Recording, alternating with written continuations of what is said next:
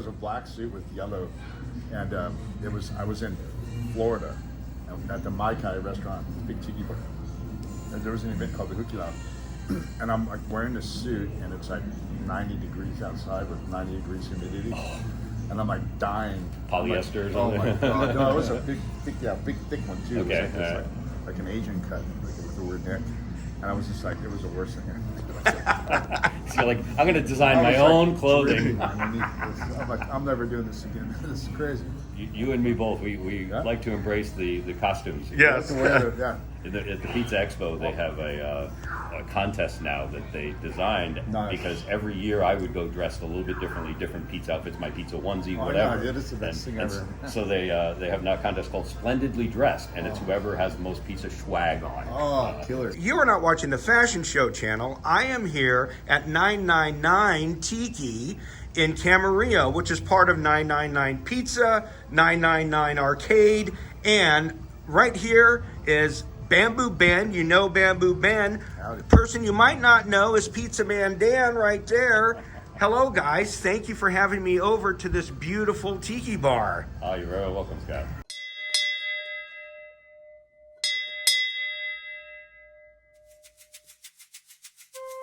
From the pineapple peaks of Adventureland to the murky depths 20,000 leagues under the sea, batten down the hatches, grab your coconuts and say good day, Jose.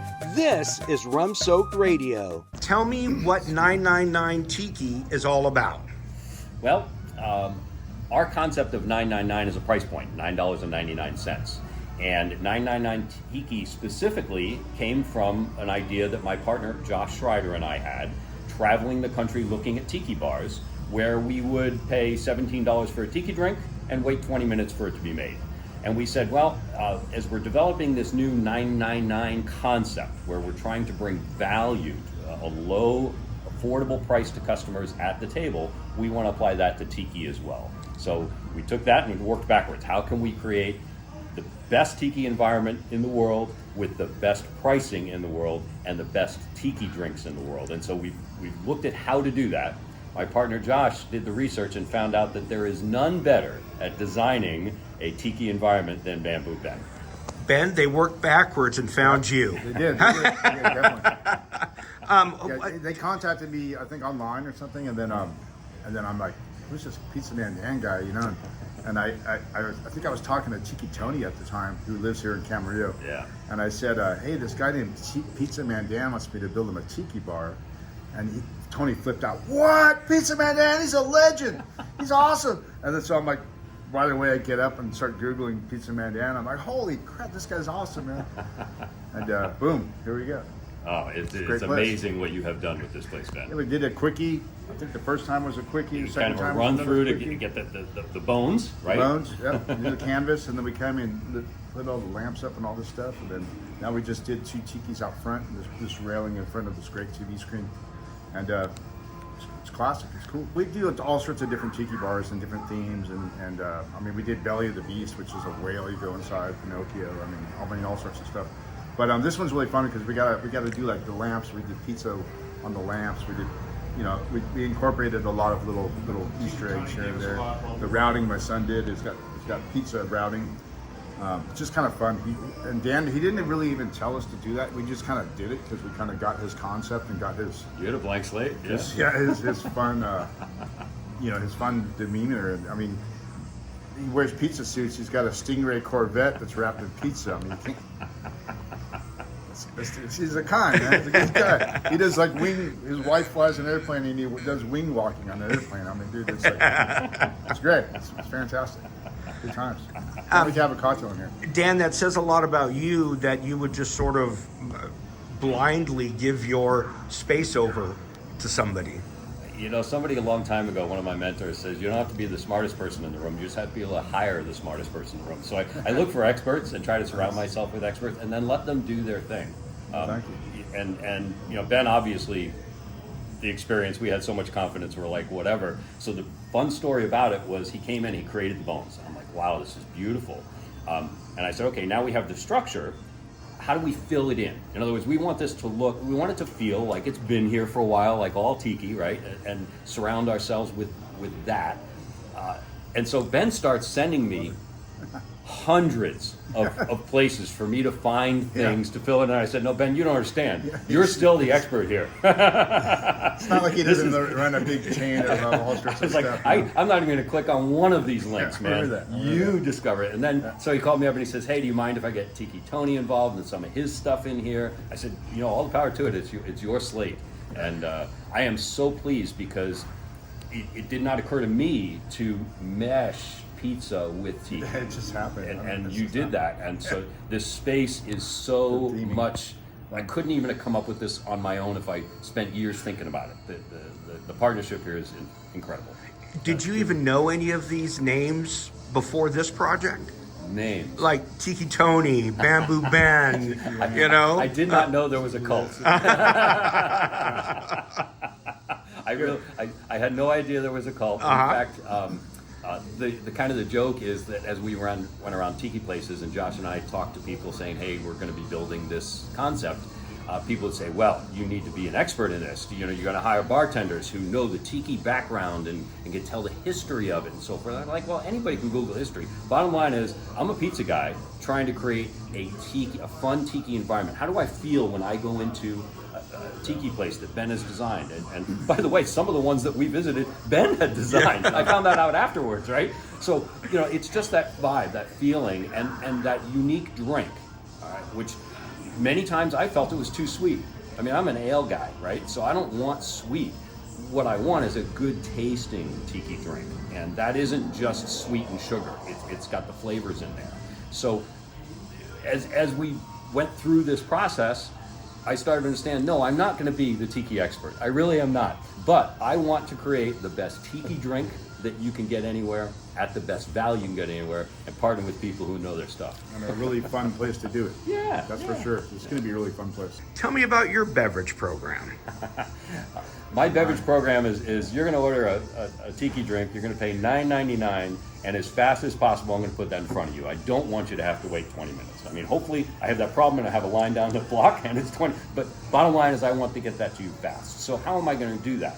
The way I'm going to do that is I'm going to batch the drinks. And I understand when you go to a tiki bar, people say, oh, no, you want to watch the craft. The person put that drink together, and maybe that's the beverage program that they're talking about. And that's true if you're sitting at the bar and you're watching that.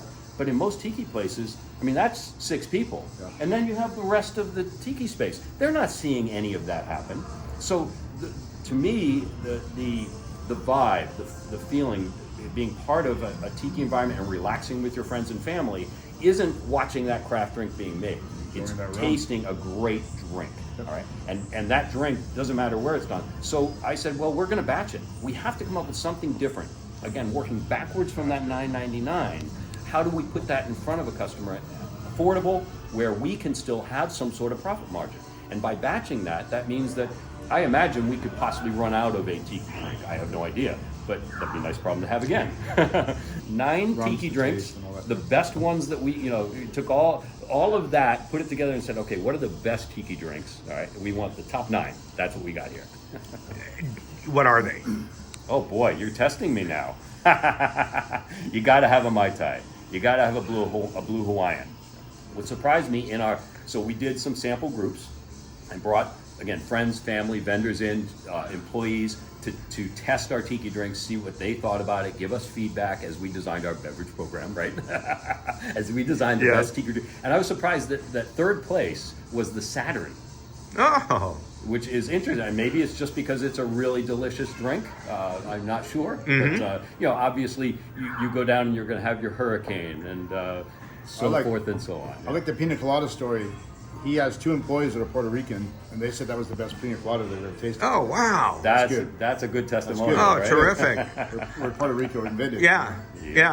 Now, I know you have an Oxnard location where you can get, some people have like a bottle of, is it Claus Azul or Patron or something on the wall? That's their private bottle, right? Correct. Okay. Am I going to be able to have my own private bottle of rum here at 999 Tiki? No, you're not. No, okay. All right. In Oxnard 5th Street, we said, yes. We actually went deep on tequila there. We went into $400 bottles of tequila. And we said, okay, we put up the fire extinguisher holders on the wall, like 30 of them. Yep. And you could basically by buying a bottle, you could have your drink, and then the remainder of that bottle would be up and with your name on it under lock and key for the next time that you showed up. And that's been successful. But each of our locations has its own unique things that we do, and that one differs from this. Okay. No tiki there. There's pizza on one end, awesome video arcade in the middle, and then the tiki bar on this end. Is the food on this end going to be the same, essentially the same pizza menu? Will there be anything different in the tiki bar menu? Not at all. This is all one restaurant, and it's just that you can move from one space to the other and get a different vibe. And we tried to put as much love into those other two spaces, the arcade and the main dining, as we have into the tiki. Albeit that I don't have somebody on Ben's level to help me design the other ones. No, I know. Those are rad in there. Yeah. I love those. The airbrushing, No, they're awesome. The airbrushing, the artists, Yeah, crazy, man. yeah, It's yeah. great stuff. And all the black light and all that. It's awesome. Well, it's man. funny. I love it. The black light in here. In here, there's a street artist. And I don't know much about street artists. I just thought Your they were beverage cool. program. No, it's an art. Yeah. And they may have started just graffitiing walls, but they've turned into incredible artists. So there's the way they tweet their spray painted tips and all and that. you watch them do it, right? It's wild. I used to do it. Yeah. Oh, you did? Yeah. No way. We did a lot Of of course, art. you're an artist. He was a rebel. Yeah. This guy his name is Scrap. I guess that's his street name. And so again, looking to hire experts. My contractor, Magdiel Reyes, is in that culture of street graffiti as well. And so his friend Scrap I guess he's been contracted by LA to do a lot of their electrical boxes and things like that. So we hired him to come in. He did the tables in here. He did the walls and the floors in the arcade room, and he also did the walls in the main dining room. And it's amazing how they do that. They create it on a computer, shoot it up at the screen, and then paint. Start tracing, paint, just layer, layers, lots of layers. Fill in a little brush, do some more spraying on top, layer upon layer. Yeah. Just like tiki bar layer, we call it layers upon layers. Yeah. Mm-hmm. You just add layers.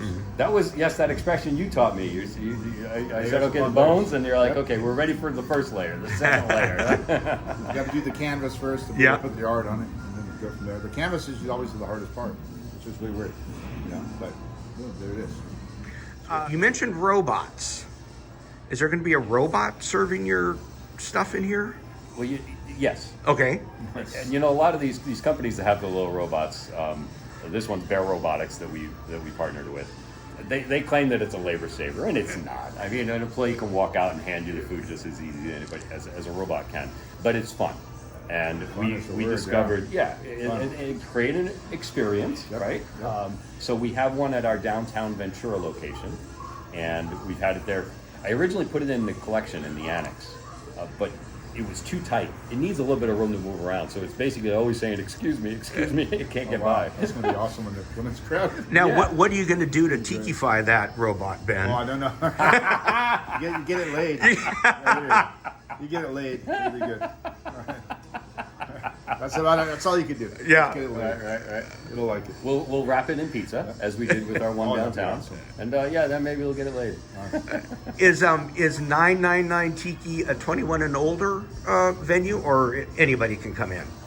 Anybody can come in. Okay. So our Only strategy. at the bar, correct? Yeah. Well, no. Our strategy is at the bar we would have just 21 and over, but our strategy is food is being served in here as well. It's part of the restaurant, so children can be in here. We are going to do 9 o'clock until closing, 21 and over. All right. So there will be, but the kids can be 10 feet away in the arcade, so that's okay. We found that again with our employees who brought their families in, so we can test the systems and so forth. We found they would chill out in here, have a tiki drink while their kids were playing video games, but then the kids could come in and hang out here too, because when the kids see Ben's work in here, they are blown away. Adults are blown away, but kids, oh my gosh, forget Disneyland. They're like, this is cool. And tell me about the big, I'm going to call it a video screen. What is the big crazy, man. movie screen that's in here? I call it a vision screen, and we originally put one of these. Again, you're looking for an expert, and we found an expert. He does a lot of the. He's done some of the football events where you have those big screens. He's done some really big stuff. And so he came in and did our Oxnard 5th Street that you had mentioned before, and that was for sports, because it's, so the players are as big as you are, right? That's kind of fun. And then we put one in the annex in the collection, and that was great also, again, for sports.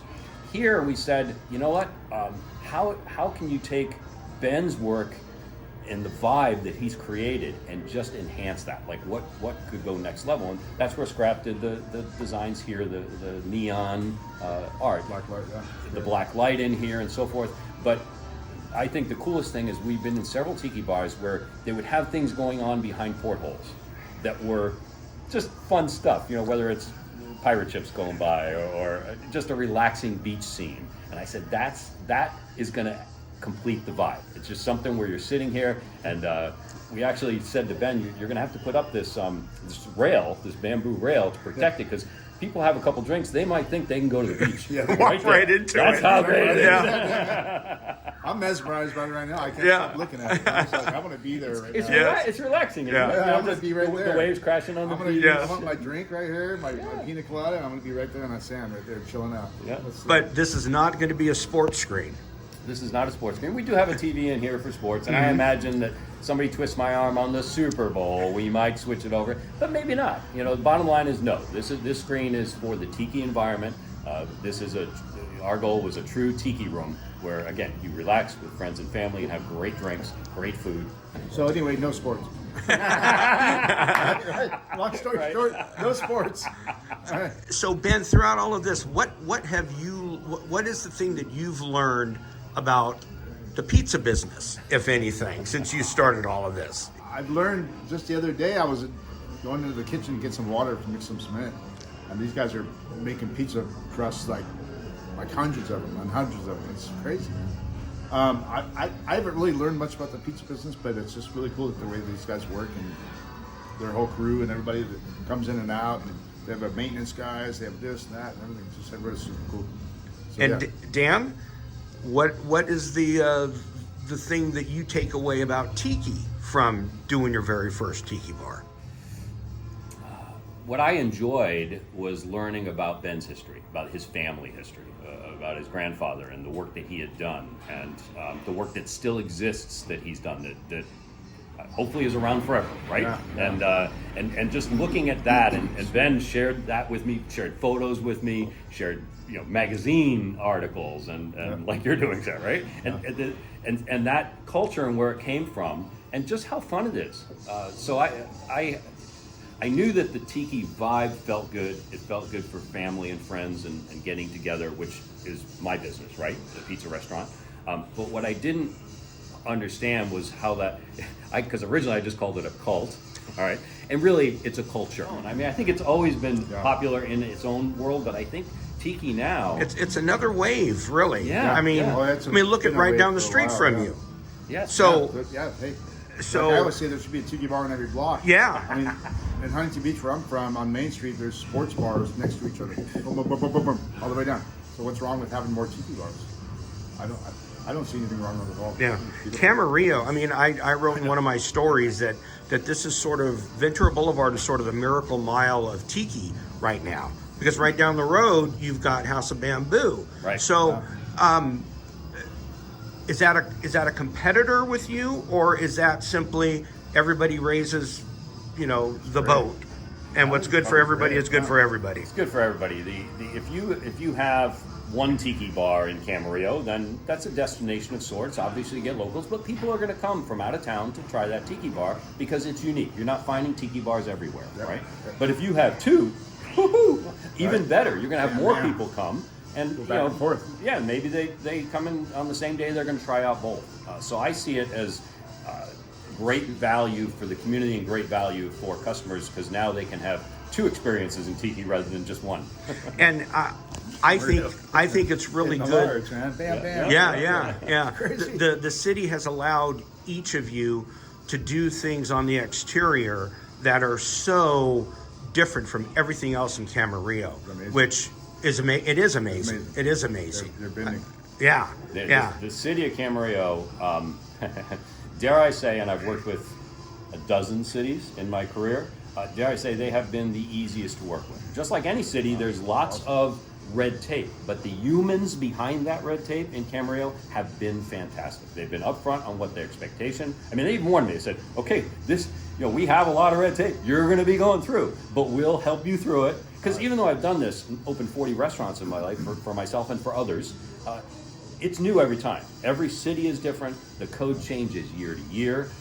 But so when you have somebody behind that who is, you could say business friendly, but they're just human. They're really human, and they've done a great job. So I can't speak more highly of them. They've kept me within their guidelines by saying you can do this, you can't do this. Because if we all just did what we wanted, Ben and I would do some really crazy stuff that maybe shouldn't be good, right? Yeah. But his Easter Island heads that he just created out front are brilliant.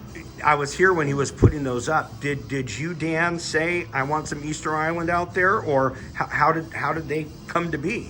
We started talking about all of the tiki culture and the tiki work that had been done, and Ben showed me photos of the Easter Island heads that his grandfather had done. And so that kind of motivated us to say, you know what, we want that. We got some poles here to cover it, to get rid of, and so we just wrapped the poles and sculpted away. My son and I, unfortunately he's not here right now, but we did a really hand sculpted. 2 days, bam. Yeah. Done. Yeah.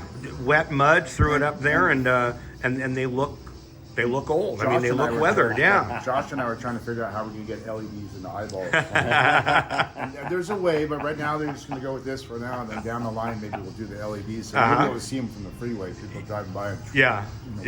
Not rush hour, but in traffic. Yeah. You look over, you give a glance. Scott and I, yesterday we walked over to the fence and we were checking it out. We're like, wow, what is it? You can Looks see good. those things. Looks really good. Yeah. Actually, there was a lady yesterday came up to me and she goes, oh my God, I was driving by and I saw these tikis. She goes, I'm a big tiki fan. Oh my God. She goes, tiki in Camarillo. Yeah, it's opening soon. She's like, oh, I can't wait. Flipping out. It's pretty cool. Yeah, that's great. Dan, what's your favorite pizza? Oh boy. If there is one. I have been fortunate enough to be a judge for the International Pizza Competition 3 years at the Pizza Expo in Las Vegas, where you get pizzaiolas from all over the world coming in. So I have tried every type of pizza, everything for traditional to the non-traditional category, with gold flakes on it and a real gold that you're eating. Yeah. But bottom line is, I like the pizza that's from wherever I'm at. So when in New York, when in Rome, they say, right? When in New York, I like a true New York slice. Ray's or any of those places, all right? You start with Lombardi's, the first pizza place in the United States, and that's a must visit if you're in New York. You get a slice of Lombardi's and you feel like, yes, this is it. Best pizza in the world. Then you go to, you go down to Connecticut, the New Haven pizza, and that is incredible. And then you're eating it in New Haven, you say, this is the best pizza in the world. Then you go over to Detroit, and you have a Detroit pizza, which is the rectangle with the thicker, it's a pan crust that was made in the toolbox or whatever, right? Yeah. And you're like, you're in Detroit, and you're like, this is the best pizza in the world. And then you could talk about Chicago, you can talk about all that, and so people come and say, what is your pizza, Dan? I say, well, quite frankly, it's a stolen recipe from Shakey's way back, all right? And I call it a California pizza. And it's a California pizza. It's made to the edge, our thin crust. It's made to the edge. It's a laminated crust where you're folding it, rolling it, the process you were seeing, through a sheeter, and then cutting it out of that sheeter. And so it's almost like a croissant without the butter in between. So it's layered, but it's a thin crust. It's a low moisture dough. And I call it a California pizza. Why? Because Shakey's was founded in California in the 50s. They designed that pizza. Round Table stole the recipe. Straw Hat stole the recipe, and so did I. Your downtown location is an old Shakey's, right? It is. All right. Okay. Yes. All right. Yes. Are the ovens still there, or did you have to bring in new ovens? Oh no! When we do it, it's our own stuff. No, history is fine, but if you're going to make a quality product, you got to go with what's available on the market right now. The technology that's available to cook a pizza now is amazing. A quick story on that, the old deck ovens. Some pizza guys in the world swear by them. We're doing really high volume, and I walk in on a Friday night at 7 o'clock. This is the pizza oven stone that you're cooking the pizza on. I took my hand, put it on the stone. we had sucked the heat out of that stone. It was going to take 30 minutes to recover. I couldn't even put a pizza on that stone for 30 minutes. So technology says, okay, how, and so now you've got the forced air convection, the conveyor belts, and it cooks a pizza as good as those deck ovens from way back when. So the modern technology helps you to create a great product. But is it like the brick oven at Lombardi's, though? That's 120 years old. I've been to Lombardi's, and when I'm at Lombardi's, theirs is the best pizza in the world. And when I'm sitting here at Pizza Man Dan's, that's the best pizza in the world. Will there be like a signature for Camarillo $9.99 pizza? Well, $9.99 is the price point, and that is our large, ultimate 4-cheese pizza. So Large ultimate, okay. Yep, and so we put 4 cheeses on there. We're using the best sauces from Stanislaus, the dough, this recipe we're talking about on the dough. And so it's a beautiful pizza, and quite frankly, often that's what I'll have, just a slice of cheese pizza, and it's excellent. But if you want to add toppings on that, you just pay for the extra toppings. But no signature pizza outside of starting with that ultimate 4-cheese pizza. Is Canadian bacon and pineapple a pizza? Absolutely. You can put anything you want on pizza. It's yours. Will there be a breakfast pizza? Yes. So one of the reasons that we've done this concept 999, we've partnered with Cloud Kitchens and Future Foods, and that's the delivery world, the virtual brand world. So we are here. We will not just have 999 pizza. We will have many foods with the same goal, to provide an affordable, quality product in front of you for $9.99. So yes, down the road, as we grow our menu in this partnership with Future Foods, you'll have everything. So our first brand is Brekkie Bagel, for example. We will have breakfast bagels. That's Brekkie Bagel, breakfast bagels. We'll have that within the first couple of weeks of opening. So we'll have a lot of these items that will be available through the third-party platforms, but also here in the restaurant, of course, because we're making the foods.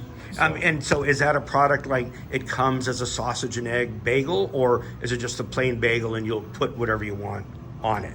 Each of the brands that we create with Future Foods has its own set of recipes. All right? And so it's not just rolling out bagels. It's saying, okay, we're going to have 4 different choices of the type of bagel. We're gonna, and it might be cream cheese. It might be cream cheese and lox. It might be, like you say, a sausage and egg bagel. So we'll craft that the same way that we've crafted the pizza brand and the Tiki drinks and everything else. Each of those things is going to have its own set of love going into it to create the product. Again, working backwards, how can we make this affordable by partnering with our manufacturer and our distributor to bring a great product to them. So if I've always believed that if I'm not going to eat it, I don't want to serve it to somebody else. And I like that a lot. So we drank the Tiki drink. We first started with the Tiki drinks. I'm like, oh, that's just too sweet. That's not me. I'm not a college kid. I'm an adult. I want some flavor. I want some depth to this drink. And so I feel the same about food. Is I eat it. If it's great, it's great for everybody. If it isn't, it isn't for everybody. Yeah. Perfect. All right. Ben, any parting words? Come drink rum. You need pizza. Rum and pizza, you can't beat it. You can't beat it. You really can't.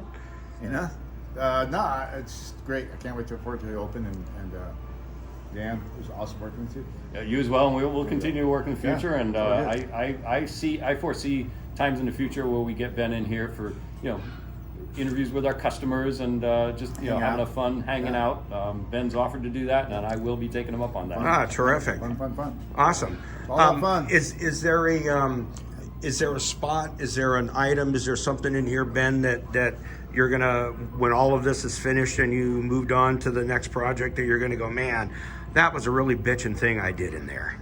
I like the Last Pizza Supper painting over there. I got a Last Supper, and I'm like, I saw it online, and I go, I got to do this, and I painted pizza on everybody's page. So I couldn't help it. It was funny. It was funny. So funny. Everything in here is like funny. You got pizza eyes over there. Yeah. Pizza this, pizza that. It's fun. Yeah. So every time you come in, probably somebody's going to be able to look and go, "Oh man, I didn't see that last time." Yeah, there's a lot of stuff in here. I mean, I always get used to them, because we're here all the time. But I mean, there's stuff everywhere.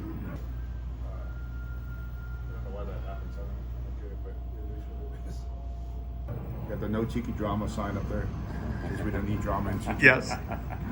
Is there a Bamboo Ben was here sticker somewhere? There is, yes. There's a signature, a Bamboo Ben and Son's signature plate down at the Oh, bottom. yeah. Okay. The bottom Photo? right Ah, corner. okay. Can you do on a painting the bottom right Yes, corner? right. Yeah, there's a trick. I get it. Nice. There's an innuendo in everything. Everything. None of this is haphazard. No. It's all good. thought out chaos. Yeah, it is. That's what we did. Kind of like a great pizza. Yeah. I mean, thought out chaos. yeah. Okay, I like that term. will 999 Tiki have its own Tiki mug?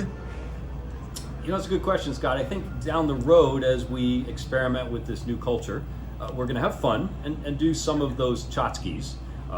However, we're in the food business, and so the design here is to create great drinks, great food for the customer. Adding little things, I think, makes sense. For example, for our frozen drinks, our pina colada, our strawberry daiquiri, our margarita, those are going to be served in a 999 coconut. All right, so that'll be fun. And then, you know, we'll have tiki glassware or plasticware for serving that in. And I imagine that you'll be able to buy tiki things down the road. But again, the most important thing for us isn't going to be the swag, it's going to be the food and the drink. You're not going to have like a rum club or a drink card or anything like that where, you know, some bars give away something at the end of, if you finish their card, for example. We have something even better, all right? Yes, so we have a lunch happy hour where your tiki drink is $9.99. Then you come after work, we have an after work happy hour where your tiki drink is $9.99. We have a late night special where your tiki drink is $9.99. You get the idea. Very good. Okay. So every hour is happy hour. Every hour is happy. Every hour is 999 hour. Absolutely.